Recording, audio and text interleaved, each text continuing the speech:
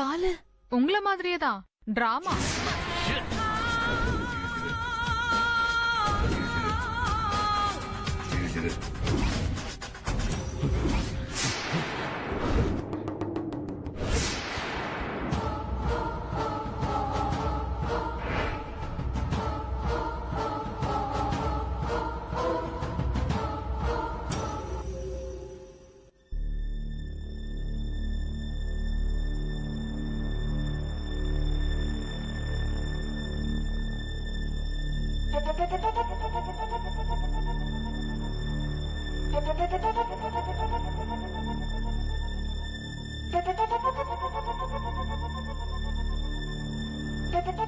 Mister Santhosh, மும்பைல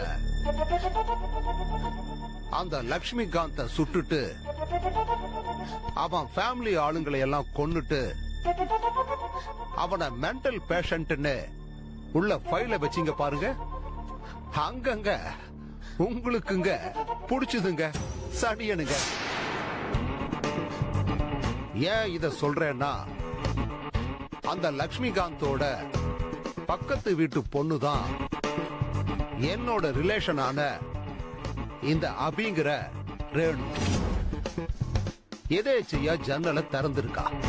பார்த்தா mask போட்ட நீங்க போன் பேசுறத பார்த்திருக்கா.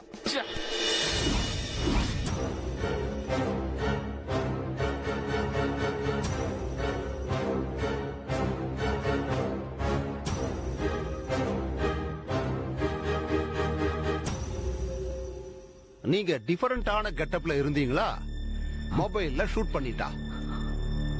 அந்த நேரம் பாருங்க, நீங்க உங்க மூஞ்சிய காட்டிட்டீங்க.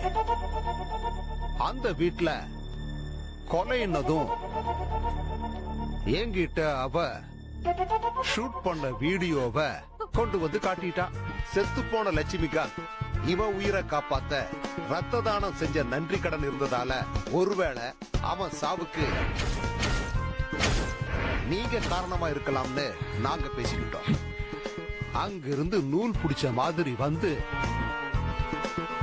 உன்னோட இந்த பலிகடா மகேஷ் குமார புடிச்சு உண்மையெல்லாம் சொல்லி செத்து போன மாதிரி வீட்டை வித்த மாதிரி டிராமாவை பண்ண வச்சோம். நீங்களும் நல்லா மாட்டிக்கிட்டீங்க. உங்களுக்கு மட்டும்தான் நடிக்க தெரியுமா? எங்களுக்கும் தெரியும். மிஸ்டர் சந்தோஷ், நீதான் இந்த விஷயத்தை பண்ணையா? அது அது வந்து ஆமா. லக்ஷ்மிகாந்த் நீ ஏன் செலக்ட் பண்ணீங்க? அது வந்து எங்க டார்கெட் ஒரு வருஷத்துக்கு 60 லட்சம் ரூபாய் சம்பாதிக்கிறது. எங்க டார்கெட்னா நீங்க மொத்தம் எத்தனை பேர்? நானும் இவளும் மட்டும்தான். உனக்கும் இவளுக்கும் என்ன ரிலேஷன்ஷிப்?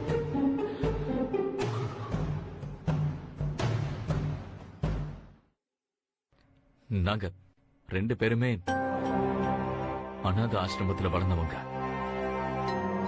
மும்பைல ஒரு ரோடு டிஃபன் கடையில 2 பேரும் வேலை பார்த்தப்ப ஒருத்தர் காதலிக்க ஆரம்பிச்சோம். கல்யாணம் பண்ணிக்கிட்டு நிறைய பணம் சம்பாதிச்சு செட்டில் ஆகணும்னு ஆசைப்பட்டோம். ஆனா முடியல. அப்பதான் நிறைய பணம் வேணும்னா கொள்ள அடிக்கிறதுன்னு முடிவு பண்ணோம். ஆனா அத புது பேட்டர்ன்ல பண்ணணும்னு பிளான் பண்ணோம். சோ எந்த பிரச்சனையும் இல்லாம தனியா ப்ராப்பர்ட்டியோட இருக்கிற கேண்டிடேட்ஸ செலக்ட் பண்ண என் மனைவி அனுப்பி அவனை மயக்கி அவன் மூலமா ஒரு பிரச்சனையை கிரியேட் பண்ணி அவங்க ப்ராப்பர்ட்டியை விற்க வச்சு அவங்க கிட்ட இருந்து அந்த காசை கொள்ளையடிப்போம். நிறைய டார்கெட்ஸ் வைக்கிறது. only up to 30 lakhs. Stop sir. அவன் சொன்னதை கேட்டீங்கல்ல?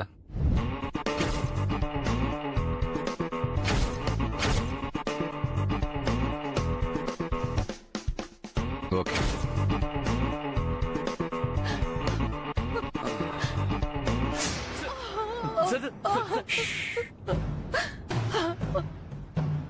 இப்படிப்பட்ட ஒருத்தன் உனக்கு புருஷனா கண்டிப்பா வேணுமா? வேணவே வேணாம் சார். மானம் மரியாதை எதுவுமே இல்லாம வாழ சொல்லி எனக்கு இவன் பண்ற டார்ச்சர் வேண்டவே வேண்டாம் சார். என்ன சுட்டுருங்க சார், சுட்டுருங்க சார். சார், சார், அவளை ஏன் சார் சுட போறீங்க சார்?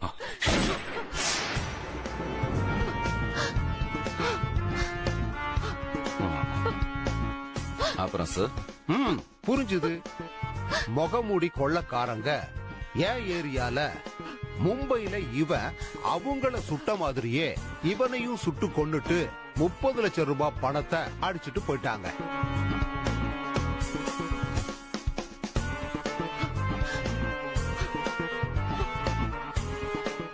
நீ திருந்தி வாழ போறியா இல்ல இவன் கூடயே போய் சேர்ந்துடுறியா? வாழற சார். வேற சார், சார், இவன் மேல ஏதாவது கேஸ் வந்தாலோ இல்ல நம்ம விஷயத்த பத்தி வேற எங்கேயாவது பேசினாலோ நீங்க என்ன பண்ணுவீங்க வேதா சார்? ரொம்ப சிம்பிள். இவனை கொன்ன அதே முகமூடி கொள்ளக்காரங்க இவளையும் கொண்டுட்டாங்க. கதை முடிஞ்சது. குட்.